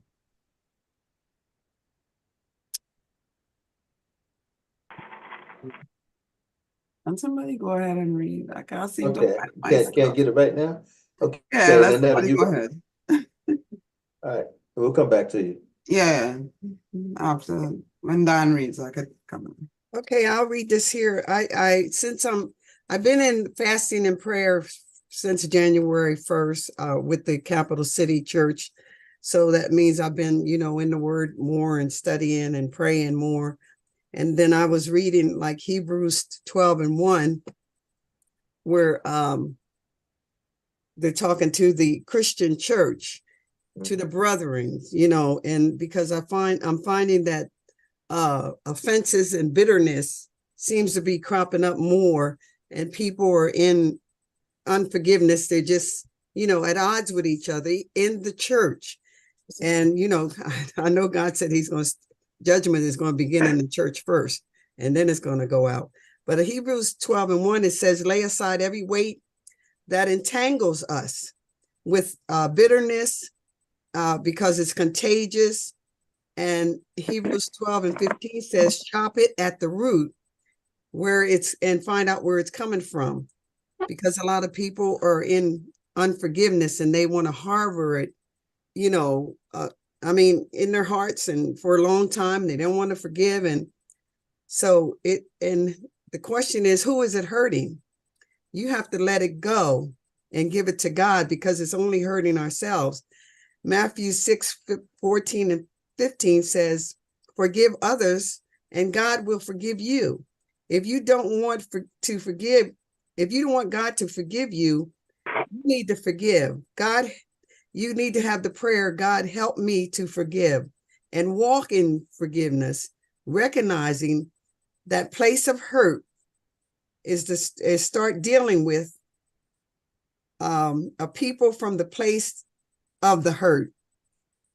It is a mandate from God. Acknowledge the anger and don't harbor it. Unforgiveness can cause health problems, and it's not good for you. It weighs you down. You can't move forward when you have unforgiveness. Weight of comparing yourselves with other people. You can't rely on your own strength. Keep your eyes on the goal. Ask God for forgiveness. Weight entangles, and it's a sidetrack from the race that God has set before you. Run the race with endurance and ask God to uproot the things that has caused you to be bitter or offended. You can do it with God's help. If you want to experience the joy of the Lord, seek ye first God and walk in faith, not what you see or what you feel. Ask God to work on your heart. Run this race with endurance. Don't give up. The steady determination will keep you going. Submit your will to God. If it's the only way, confess it to God, ask for his forgiveness. It will set you free. Repent. He will present you blameless, holy, and above reproach. Only Jesus can do it. That was one of the things I just studied on and wrote on about forgiveness, because it seems to be holding up a lot of people in the church where they don't want to forgive. It could be over the simplest things. It could be over your child, your grandchildren, children, they play and forgive each other and go on. But these adults harbor this stuff and carry it on, and it don't make no sense. It's just foolish and dumb stuff. So that was one of the things I'm going to be quiet now. That's good. That's good. No, thank you. Anybody else want to weigh in? I like that. Mm-hmm. I like it too. Nice. Mm-hmm. Thank you. Mm-hmm. Good stuff. Keep it coming. Keep it coming. That's a good reflection. Lazille, sound like you're ready. Yeah. Yeah, I'm ready. All right. This one is entitled, Is That Song You? When you hear the strum of guitar strings, play your tune. You sing your song till your voice is no more. Is that song you? That your every footsteps tread lightly as if toes became fingers that plays piano notes touched lightly? Is that song you? When you listen, it knows your stories of humble beginnings, of the peace that you try to keep within your soul. Is that song you? When you think you are not good enough, that your kids just stare in hunger as they eat the crumbs from the floor. Is that song you? That wakes you up, that wakes up your soul to living waters and let your roots be quenched with a strong foundation? Is that song you? As you remember the aches and pains of hardships, but the ancestors tells you to keep pushing, is that song you? When the hand is raised to hit you and your shadows cry in frustration, trying to pull you to run, is that song you? When your life is like a seesaw and you are not sure if you are here today or gone tomorrow, is that song you? Hope for something better for another day as you swallow your tears that almost made you drown. Is that song you? Okay. Nice. Thank you. Thank You you. were saying that's I on got that. you, Lizette? I mean, Lizelle, Huh? that's on you. Is that song you? Is that song? S-O-N-G? That Song. song. Yeah. Song. Oh, is Is that Song. that song song you? you? Is You know, that Oh, song sometimes you you? hear a song and the song brings memory and Yeah. Yeah, reminds you yeah, okay. of yeah. your, That's what Is I that thought you were song saying. you? Yeah. yeah, is Okay. that song you? So when Yeah. you hear the song, does it remind you of the beatings? Does it remind you of hunger? Oh, Does yeah. it remind you of your trials? Right. I know I used to hear songs from back in the day when we used to go to the Y and they, play them songs and we just stand in one spot and just stand there and dance. Mhm. That was way back in the day. Way back in the day. Yeah, Is songs that bring song you? memories. Yeah. Mhm. I was actually going to ask the same question. I thought that you were saying song, but I wasn't sure at one Song, point. yeah. Is Okay, that good. Is that song? I you? guess it's the accent. Yeah. No. But thank you, though. That's very good. It was interesting. Yeah. So, Doc, Brother Dan, Yep, right here, and I'm ready to go. okay. And here's my Life's Lemons, No Thank You. How often has this common phrase been said, when life hands you lemons, make lemonade? Okay, but one should also consider other foods that make or surpass the grade. Life is often difficult and unfair, in spite of the efforts that are given to make the best of bad situations, which come no matter how well we're driven. Sometimes we can take life's lemons quite far, using creative manipulation, transforming many a disappointment into items of great fascination. However, it is worthwhile to note, life's lemons are not always meant to take. Lemon-based drinks, desserts, and other things cannot serve as the only foods to make. There are always a few alternatives to accepting life's lemons as their cast, turning them into other things palatable by bringing in other items, a blast. Life's lemons really need to be set aside to allow for more outcome diversity. Let's have all other foods become available for quelling all manner of travesty. This person plans to place life's lemons with farther along and by and by too. If they really don't need to be present, to life's lemons I say, no thank you. All right. I like that. No, thank you to Life's Lemons. Yeah. Yeah, that was a So, good little twist in there. yeah, nice little twist. Yep. Appreciate it, Dan. Thank you. Good Certainly. stuff. Good stuff. Yeah. So we have started off with Neil and Ro, giving us some words. Either one of you want to double back? Do you have anything else you wanted to share tonight? I want to thank Dan Snowden for my Christmas card he gave me. Oh, okay. certainly. My pleasure. Yeah. Mhm. Yeah, same here, Dan. Dan always hands them out and does a great job. In fact, Yeah. I think you gave me mine at the Kwanzaa Festival, if I remember correctly. Oh, yes, you did. Mhm. Yeah. Yes, Okay. that's. Yeah. Thank you, Dan. Bro, did you have Oh, anything? my pleasure as always. Mhm. Well, sure. I've got another one that sort of fits our theme that mentions MLK. All right. This one was published in the Black Wall Street in January. It's called Untied from the Whipping Tree. Blood ran down his back, fresh from the bone.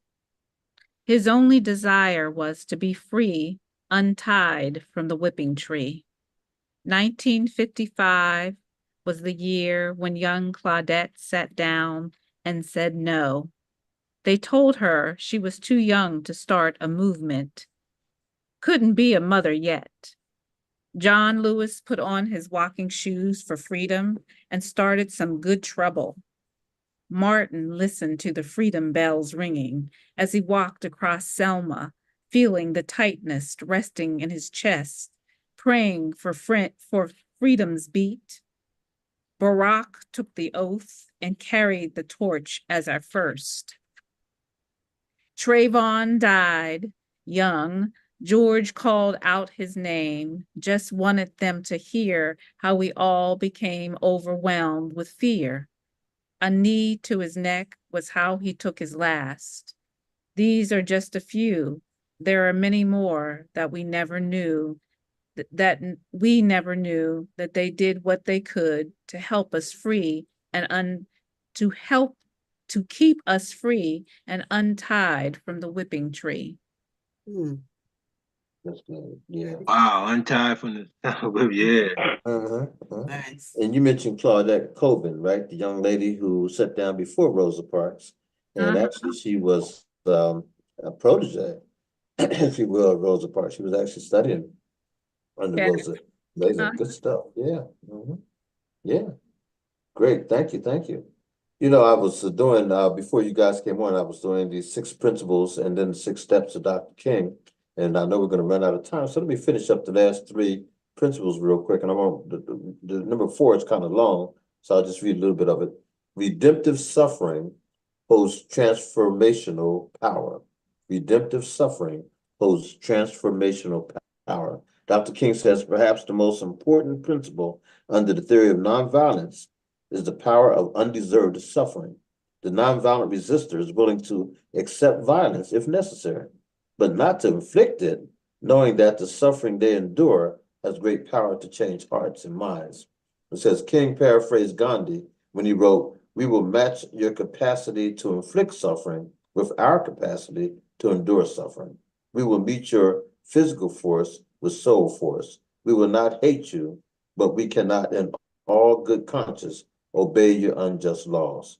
Do to us what you will, and we will still love you. Bomb our homes and threaten our children. Send your hooded perpetrators of violence into our communities and drag us out on some wayside road, beating us and leaving us half dead, and we will still love you. But we will soon wear you down by our capacity to suffer. And in winning our freedom, we will also we will so appeal to your heart and conscience that we will win you in the process."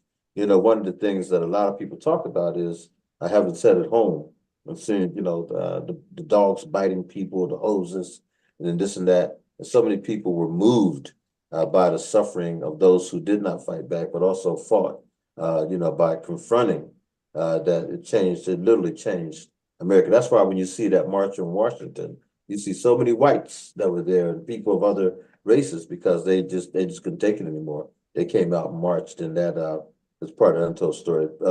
Principle number 5, nonviolence pertains to physical acts and internal thoughts. The nonviolent resistor refuses to physically harm his opponent, but they also refuse to hate them. At the base of a nonviolent philosophy is the principle of love. And the Bible says, and the greatest of these is love. So for King, love, specifically the agape kind of love discussed by Plato, is proof of the power of God working within us, enabling us to care for those who would seek to harm us. Nonviolent love is, in a way, a weapon. It disarms your opponent and shields you from becoming them. And then finally, the universe is on the side of justice. It says, King was an internal optimist. And to do this work consistently, optimism is an essential outlook. The believer in nonviolence has deep faith in the future, King wrote. He knows that in his struggle for justice, he is cosmic companionship. There is a creative force in this universe that works to bring the disconnected aspects of reality into a harmonious whole. So finally, Dr. King, he went to, India back in 1959 to meet with Gandhi because Gandhi was practicing nonviolence, but he wanted to know how do you do it. So he came up with 6 principles after visiting Gandhi and considering some other things. Number 1, he said, gather information, learn as much as you can about the problems around you, and talk to those directly impacted. 2, educate others. It is your duty to help those around you better understand the problems in society. 3, remain committed, knowing you will face obstacles and blowback, work to inspire others. And also says, 4, peacefully negotiate. He says, talk to both sides, use humor, grace, and intelligence to foster solutions between the oppressed and the oppressor. 5, take action peacefully. Rely on peaceful demonstrations, letter writing, and civil disobedience. And then 6, reconcile. Keep our actions peaceful and constructive. And so he says some other things here, but part of what he started off by saying was, remember, nonviolence is not for the faint of heart. I mean, in order to do this kind of work, you have to really, dig deep because you will be confronted. Yeah. One of the things that I was really pleased to have happen this year was we got a chance to meet a white female who was at Tougaloo College. And Tougaloo College is an African-American college. And she decided to go there specifically because of the African-American college. And she came from white privilege. And also she went to the set-ins. And so she was at one of the first lunch counter set-ins that, we never hear about. And her picture was taken when they were, beating her and beating her to other people that she was with, the African-Americans. And by the way, there's a lady, 2 people from Harrisburg here who were part of that entire thing. That's Barbara Thompson and her husband, Dr. Sterling Thompson. They were students at Tougaloo College at the time. And so this picture that was taken of this white female, who now is up in her late 80s, and she just wrote a dynamite book, by the way, of this whole incident and all the stuff that happened. That picture won a Pulitzer Prize. And so we didn't know that she was even part of the discussion. She was just sitting in the audience, and then all of a sudden someone said, oh, by the way, the guy who was the professor said, I want to introduce you to somebody. She got up and really stole the show. And powerful storytelling. And so she knew about Dr. King and all that. And then to put nonviolence in action and to have people beat on you and this and that, different kind of story. So anyhow, I just wanted to finish up with that. And I know we have about 6 minutes here before we go out. Thoughts, comments, anything before we leave out tonight? Lizelle, congratulations. You're going to be down in Lancaster on Saturday with Brother Micaiah Brown. And what's the name of the program again? Women Empowerment. The Women Empowerment? Yeah. Okay. Is this a Brightside Church? I don't know, Brother Chris, do you have he has the flyer? Brother Chris has the flyer. Oh. He does have the flyer? Okay, yeah. Here it goes. Okay, here it comes. So Women Empowerment. Yeah. Okay, so Women Empowerment, Micaiah Brown. It is location 515 Hershey Avenue, Lancaster. Doesn't say the name of the church, so it's not Brightside, I don't think. Okay, no. Yeah. Yeah, but it says 515 Hershey Avenue, Lancaster, PA. 25 women vendors, food, performers, free event. And you notice that they have Samuel George, and also Sister Lizelle will be there as well, and others. So it's gonna be a great event. Women Empowerment Day, 2024. Okay. I want to say that my granddaughter, Lindsay, she goes to USC and she's in Thailand. She's with at the UN World Peace Conference, and it's 3 of them. She's one of the presenters and one of the speakers. And I was hoping she could do a video and let me see, what she's going to be talking about. Nice. That might be on, but I saw it on Facebook that they had that up. That's excellent. Fantastic. Congratulations to her. And I need prayer. I need prayer for tomorrow because I'm taking my grandson, Jeremiah, he's 18, and he's going to be going to Philly to Temple. And this is going to be his first semester. And we need some money, Nate. You need money. Tell him so do I. He and I both be out there on the road. Some grants or something. No, but you know what though? Listen, he's going to Temple. Tell him to make sure he hit that financial aid office and And Yeah. those hidden things, they have a lot of scholarships and stuff. All colleges do. Right. That sometimes are not as publicized. Yeah, he did. Yeah, so make sure he asks all those important questions. You know what's out there. Yeah. Yeah, Well, that's pray good for stuff. me. Congratulations. What year is your granddaughter in, the one that's in Thailand? This is her last year. She's going to be graduating in May. Fantastic. Hopefully, Good we're for going to her. go there. You know. Yeah, good to for her. graduation. They had a wonderful piece on World News tonight of 6 young ladies who they started off by telling that they were homeless, they were living in the car, they all, you know, the real close-knit family, but they were on the streets a lot growing up. But they all stayed in school, they all excelled in school. And this is an African-American family, and they never broke up as a family. The husband, the father, the mother, and then the six young ladies. They all are now finishing their master's degrees together. And they're all going to be nurses. They've all decided they want to be nurses. Powerful story. Wow. And the way they spoke and what they talked about and how they encourage people. And man, I'm telling you that was wonderful. Hey, you know, so don't give up on us, because believe me, some of us get it. Some of us get it, really get it. The story you're just saying, is it with the 6 sisters? No? Yeah, 6 sisters. Yes. They went to our school, went to the where I'm working now, SUNY Westbury. They graduated from there. Go ahead. Nice. Yeah. Good. The 6 sisters, that's what they call them. Yeah. Wow, The story is in the school, everybody was like, you know, so amazing. They're actually sisters. They're all They're all sisters, yeah. Oh, wow. That is so amazing. They all graduated at the same time. That's an amazing story. It is amazing. It was a wonderful story. I know I didn't tell you knew these young ladies. That's fantastic. That's great. Good. I don't actually know them, but they have them plastered in the school. They have their faces and stuff in school. Nice.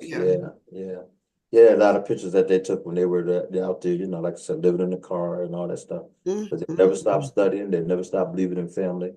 Stayed together, you know. Yeah, good stuff. Good stuff. Well, listen, thank you all so much for coming on tonight. I know that we're going to have a wonderful weekend. I hope everybody, you know, is rooting for my Eagles. I know you all are, right? I don't hear nothing. What's going on up in here? Lord. Oh, Lord. I just You know can't we get need excited the love. about Come them on, no we need more. the love. Well, yeah. Everybody have a great time, and I hope to see you all next week then, all right? Yep. Okay. All right. See you now. Good night. Good night. Keep me in your prayers. Keep me in your prayers. All right. Yeah. We will. Thank you. Okay. I like it. I do too. That's nice. Nate, I was to tell you, he gone? Oh, he's gone.